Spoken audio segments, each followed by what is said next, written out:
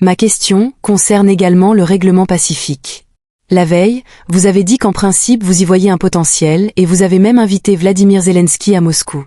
Mais le ministère ukrainien des Affaires étrangères a officiellement refusé. Si je comprends bien, peut-être à tort, cela veut dire qu'à court terme nous ne pouvons pas parler de démarche vers un règlement pacifique ?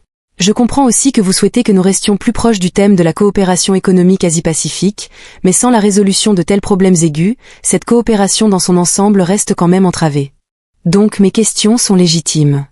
Que puis-je dire ? D'abord, il n'y a pas si longtemps, la direction du régime de Kiev s'exprimait, disons-le ainsi, de façon peu flatteuse à notre égard et excluait toute possibilité de contact direct. Aujourd'hui, nous voyons qu'ils demandent ces contacts, ou du moins qu'ils les proposent. J'ai déjà répété à plusieurs reprises que je suis prêt à ces contacts. Lors de la conférence de presse à Pékin que vous avez mentionnée, j'ai toutefois dit que je ne voyais pas grand intérêt. Pourquoi ? Parce qu'il est pratiquement impossible de s'entendre avec la partie ukrainienne sur les questions clés, même en supposant qu'il y ait une volonté politique, ce dont je doute. Il y a aussi des difficultés juridico-techniques. Toute entente concernant les territoires doit être confirmée, selon la constitution de l'Ukraine, par un référendum. Mais pour organiser un référendum, il faut lever la loi martiale. Or, sous la loi martiale, un tel vote est interdit. Si la loi martiale est levée, il faut immédiatement organiser des élections présidentielles. Après le référendum, si jamais il a lieu, quel qu'en soit le résultat, il faut obtenir la décision de la Cour constitutionnelle. Mais cette Cour ne fonctionne pas. Pourquoi ? Parce que, après des requêtes déposées sur la légitimité du pouvoir en place, la Cour constitutionnelle s'est dérobée et le chef du régime a tout simplement ordonné à sa garde de ne pas laisser entrer le président de la Cour sur son lieu de travail. Voilà quelle démocratie règne là-bas. Quant au président de la Cour suprême, il est tout simplement en prison pour corruption, ce qui est bien connu. La corruption ne manque pas en Ukraine, mais pourquoi avoir choisi de jeter spécifiquement le président de la Cour suprême en prison ? Pas très clair. Quoique si, c'est clair. Cela signifie que le système judiciaire a été tout bonnement détruit.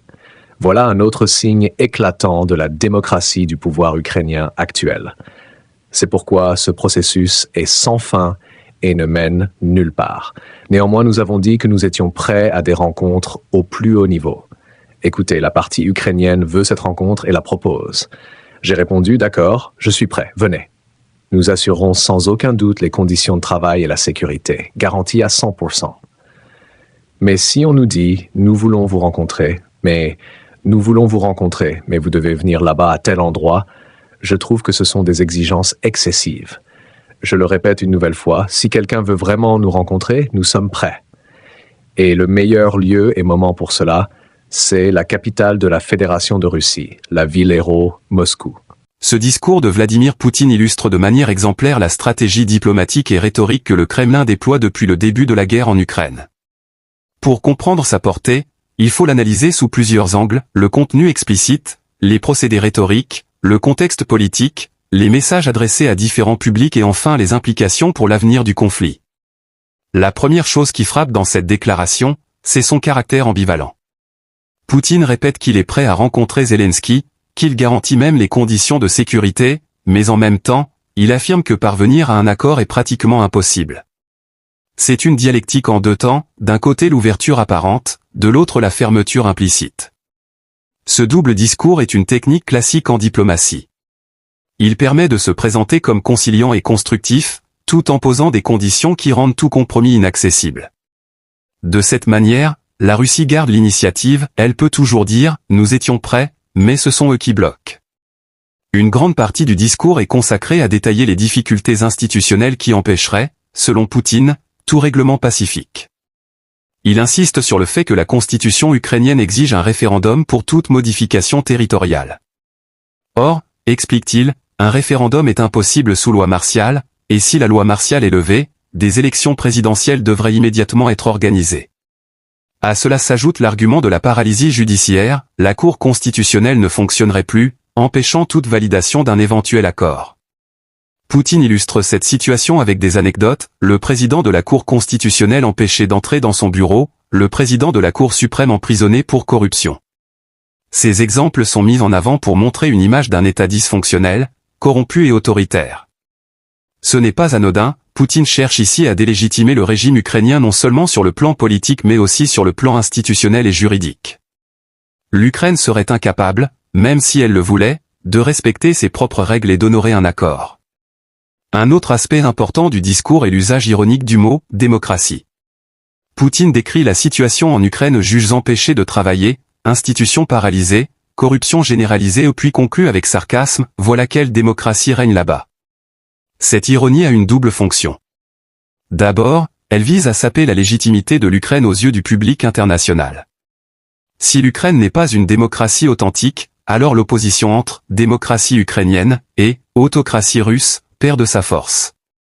Ensuite, elle permet à Poutine de retourner la critique occidentale contre ses adversaires, au lieu que la Russie soit accusée d'autoritarisme, c'est Kiev qui apparaît comme arbitraire et corrompu. L'une des conditions posées par Poutine est claire, une rencontre avec Zelensky ne peut avoir lieu qu'à Moscou. Cette exigence est hautement symbolique. En proposant la capitale russe comme unique lieu possible, Poutine impose une hiérarchie implicite, si l'Ukraine veut négocier, elle doit venir sur le terrain de la Russie, dans ces conditions. C'est une manière de rappeler que Moscou reste le centre incontournable, le lieu de décision ultime. Pour Kiev, accepter une telle condition reviendrait à reconnaître la primauté de la Russie et à s'humilier diplomatiquement. Poutine le sait, et c'est précisément pourquoi il pose cette condition. Tout au long du discours, un fil rouge apparaît, l'idée que l'impasse actuelle n'est pas de la responsabilité de Moscou mais de Kiev. La Russie se présente comme ouverte, prête, sécurisante, rationnelle. L'Ukraine, au contraire, est décrite comme fermée, incapable, corrompue. Ce transfert de responsabilité est crucial sur le plan diplomatique. Il permet à la Russie de s'adresser à un public international, notamment aux pays non occidentaux, pour dire « Regardez, nous faisons des efforts, mais ce sont eux qui refusent ». Le discours de Poutine illustre aussi une stratégie de miroir, typique de la rhétorique russe. Tout ce que l'Occident reproche à Moscou est retourné contre Kiev. Corruption? C'est en Ukraine qu'elle est généralisée. Autoritarisme? C'est Zelensky qui empêche les juges de travailler. Blocage diplomatique? C'est l'Ukraine qui refuse de négocier. Cette inversion permet de brouiller les repères, de créer une zone grise où les responsabilités sont confuses. Elle vise à désorienter l'opinion publique internationale et à semer le doute, si tout le monde est coupable, alors personne n'est vraiment légitime à critiquer la Russie. Il ne faut pas oublier que ce discours a été prononcé lors d'un sommet sur la coopération économique Asie-Pacifique. Autrement dit, Poutine ne s'adressait pas uniquement à l'Ukraine ou à l'Occident, mais à un public asiatique, notamment la Chine et les pays de la région. Dans ce contexte, l'objectif est clair, convaincre les partenaires non occidentaux que la Russie est un acteur responsable, rationnel, ouvert au dialogue, tandis que l'Ukraine est un État failli incapable d'assurer la stabilité. Cette stratégie s'inscrit dans l'effort diplomatique russe pour construire un axe de coopération et de solidarité en dehors de l'influence occidentale.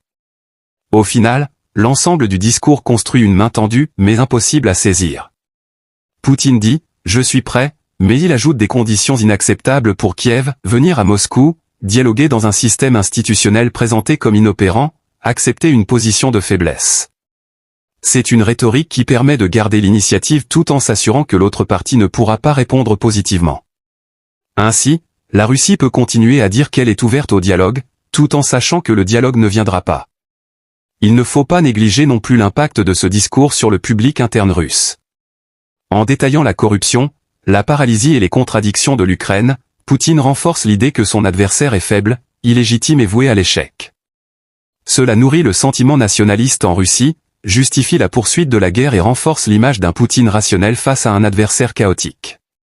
En résumé, ce discours est construit autour d'une logique bien précise, afficher une disponibilité au dialogue, délégitimer l'Ukraine comme partenaire fiable, poser des conditions inacceptables, déplacer la responsabilité de l'échec sur Kiev.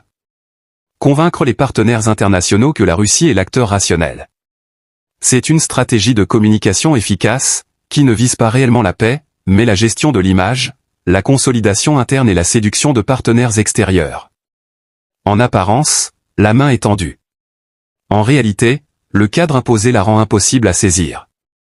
C'est cette contradiction fondamentale qui résume la diplomatie russe actuelle, se présenter comme ouvert, tout en verrouillant le processus pour qu'il reste bloqué.